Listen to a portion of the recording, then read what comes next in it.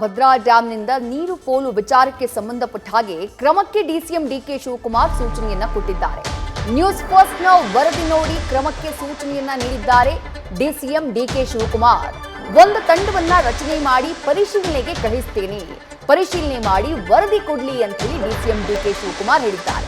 ಅಷ್ಟು ಮಾತ್ರ ಅಲ್ಲ, ಅಗತ್ಯ ಬಿದ್ರೆ ನಾನೇ ವಿಸಿಟ್ ಕೊಟ್ಟು ಪರಿಶೀಲನೆ ಮಾಡ್ತೀನಿ ಅಂತ ಹೇಳಿ ಭದ್ರಾ ಡ್ಯಾಂನಲ್ಲಿ ನೀರು ಪೋಲಿನ ಬಗ್ಗೆ ನ್ಯೂಸ್ ಫಸ್ಟ್ ಮಾಡಿದ್ದಂತಹ ವಿಸ್ತೃತ ವರದಿಗೆ ಸಂಬಂಧಪಟ್ಟ ಹಾಗೆ ಈಗ ಕ್ರಮಕ್ಕೆ ಮುಂದಾಗಿದ್ದಾರೆ ಡಿಸಿಎಂ ಡಿಕೆ ಶಿವಕುಮಾರ್. ವರದಿ ಮಾಡಿದ 30 ನಿಮಿಷದ ಒಳಗೆ ಕ್ರಮಕ್ಕೆ ಸೂಚಿಸಿದ್ದಾರೆ.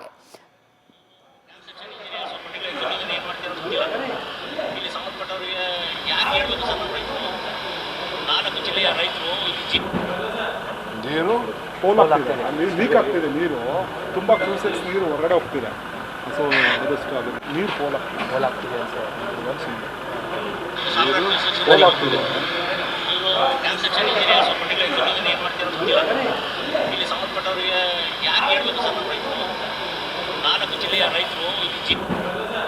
ನೀರು ಪೋಲ್ ಆಗ್ತಿದೆ, ಅಲ್ಲಿ ಲೀಕ್ ಆಗ್ತಿದೆ, ನೀರು ತುಂಬಾ ಕ್ಯೂಸೆಕ್ಸ್ ನೀರು ಹೊರಗಡೆ ಹೋಗ್ತಿದೆ.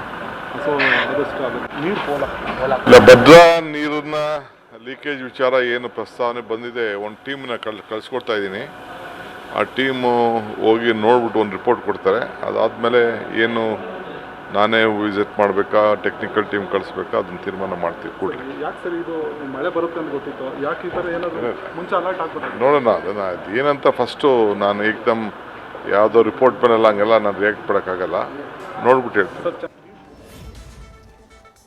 ಡಿಸಿಎಂ ಡಿಕೆ ಶಿವಕುಮಾರ್ ಅವರ ಗಮನಕ್ಕೆ ನ್ಯೂಸ್ ಫಸ್ಟ್ ನ ಪ್ರತಿನಿಧಿ ಮಂಜುನಾಥ್ ಅವರು ಈ ವಿಚಾರವನ್ನ ತೆಗೆದುಕೊಂಡು ಬಂದಂತಹ ಸಂದರ್ಭದಲ್ಲಿ ವರದಿಯನ್ನು ನೋಡಿದಂತಹ ಡಿಸಿಎಂ ಡಿಕೆ ಶಿವಕುಮಾರ್, ನಾನು ಒಂದು ತಂಡವನ್ನ ರಚನೆ ಮಾಡ್ತೀನಿ, ಪರಿಶೀಲನೆಗೆ ಕಳುಹಿಸ್ತೀನಿ ಅನ್ನುವಂತಹ ಮಾತನ್ನ ಹೇಳಿದ್ದಾರೆ. ತಕ್ಷಣಕ್ಕೆ ವರದಿ ಪ್ರಸಾರ ಆದಂತಹ 30 ನಿಮಿಷದಲ್ಲೇ ತಮ್ಮ ಗಮನಕ್ಕೆ ನ್ಯೂಸ್ ಫಸ್ಟ್ ನ ವರದಿ ಬರ್ತಾ ಇದ್ದ ಹಾಗೆ ಕ್ರಮಕ್ಕೆ ಭರವಸೆಯನ್ನ ನೀಡಿದ್ದಾರೆ ಡಿಸಿಎಂ ಡಿಕೆ ಶಿವಕುಮಾರ್. ಈ ಬಗ್ಗೆ ಮತ್ತಷ್ಟು ಡೀಟೇಲ್ಸ್ ನಮ್ಮ ಪ್ರತಿನಿಧಿ ಪ್ರಸನ್ನ ನೀಡ್ತಾ ಹೋಗ್ತಾರೆ. ಪ್ರಸನ್ನ, ಶಿವಮೊಗ್ಗದಲ್ಲಿ ಆಗ್ತಾ ಇರುವಂತಹ ಸಮಸ್ಯೆ news first DCM DK Shivakumar ಅವರ ಗಮನಕ್ಕೆ ತರ್ತಾ ಇದ್ದ ಹಾಗೆ ಕ್ರಮದ ಭರವಸೆಯನ್ನ ಕೊಟ್ಟಿದ್ದಾರೆ. ಸದ್ಯಕ್ಕೆ ಯಾವ ರೀತಿಯಾದಂತಹ ಕ್ರಮ ಆಗಬೇಕಾಗಿದೆ ಆ ಭಾಗದಲ್ಲಿ ಅಂತ ಹೇಳ್ತೀರಿ? ವಿದ್ಯಾ, ಏನು ಶಿವಮೊಗ್ಗದ ಇರುವಂತಹ ಭದ್ರಾವತಿ ತಾಲೂಕಿನಲ್ಲಿರುವಂತಹ ಭದ್ರಾ ಡ್ಯಾಮ್ ಏನಿದೆ ಅಂದ್ರೆ ರಾಜ್ಯದ ಮಧ್ಯ ಕರ್ನಾಟಕದ 4-5 ಜಿಲ್ಲೆಗಳ ಜೀವನಾಡಿಯಾಗಿರುವಂತಹ, ಅದರಲ್ಲೂ ಕೃಷಿ ಮತ್ತೆ ಕುಡಿಯುವ ನೀರಿನ ಆಧಾರವಾಗಿರುವಂತಹ ಭದ್ರಾ ಡ್ಯಾಮ್ನಲ್ಲಿ ಈಗ ಕಳೆದ ಒಂದು ವಾರಗಳಿಂದ ಆಗ್ತಿರುವಂತಹ ನೀರಿನ ಸೋರಿಕೆ ನಿಜವಾಗ್ಲೂ ಒಂದು ರೀತಿ ಆಘಾತವನ್ನು ಉಂಟು ಮಾಡುತ್ತೆ.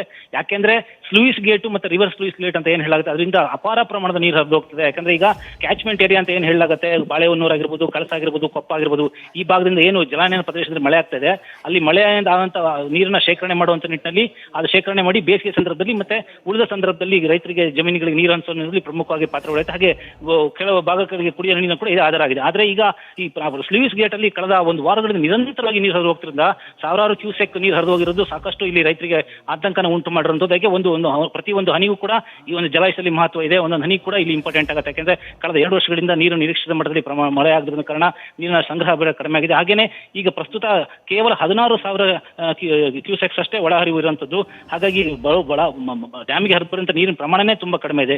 ಇಂಥ ಸಂದರ್ಭದಲ್ಲಿ ಈ ತುಂಬಾನೇ ಅಮೂಲ್ಯವಾಗಿರುವಂತಹ ನೀರನ್ನ ಶೇಖರಣೆ ಮಾಡ್ಬಿಟ್ಟು ಅದನ್ನ ಕಾಪಾಡ್ಕೊಳ್ಬೇಕಾದ ನಿಟ್ಟಿನಲ್ಲಿ ಗಮನ ಹರಿಸಬೇಕಾದಂತ ಅಧಿಕಾರಿಗಳಾಗಿರ್ಬೋದು, ಮತ್ತೆ ಈ ಒಂದು ಕೆಲಸ ನಿರ್ವಹಣೆ ಮಾಡಬೇಕಂತ ಗುತ್ತಿಗೆದಾರರಾಗಿರ್ಬೋದು, ದಿವ್ಯ ನಿರ್ಲಕ್ಷ್ಯ ಕಾರಣವಾಗಿ ಇಂತಹ ಒಂದು ದೊಡ್ಡ ಮಟ್ಟದಲ್ಲಿ ನೀರು ಹರಿದು ಹೋಗ್ತಿರೋದು ಆ ರೈತರಲ್ಲಿ ಆತಂಕವನ್ನು ಉಂಟು ಮಾಡಿರುವಂಥದ್ದು. ಹಾಗೇನೆ ರೈತರಿಗೆ ಸಂಬಂಧಪಟ್ಟಂತ ಅಧಿಕಾರಿಗಳಾಗಿರ್ಬೋದು, ಗುತ್ತಿಗೆದಾರರಾಗಲಿ ಕ್ರಮ ಕೈಗೊಳ್ಳಬೇಕು. ಅವರು ಟೆಕ್ನಿಕಲ್ ಅಲ್ಲಿ ಇಲ್ಲಿ ಗಮನ ಹರಿಸದೆ ಆಮೇಲೆ ಬೇಸಿಗೆ ಸಂದರ್ಭದಲ್ಲಿ ಇಂತಹ ಕೆಲಸಗಳನ್ನ ನಿರ್ವಹಣೆ ಮಾಡಬೇಕಾಯ್ತು. ಅದನ್ನ ಬಿಟ್ಬಿಟ್ಟು ಮಳೆಗಾಲದಲ್ಲಿ ಇಂತಹ ಕೆಲಸನ ಕೈಗೊಳ್ಳೋದ್ರ ಮೂಲಕ ಈ ಒಂದು ಅಪಾರ ಪ್ರಮಾಣ ನೀರು ಸೋರಿಕೆಗೆ ಕಾರಣ ಆಗಿದ್ದಾರೆ.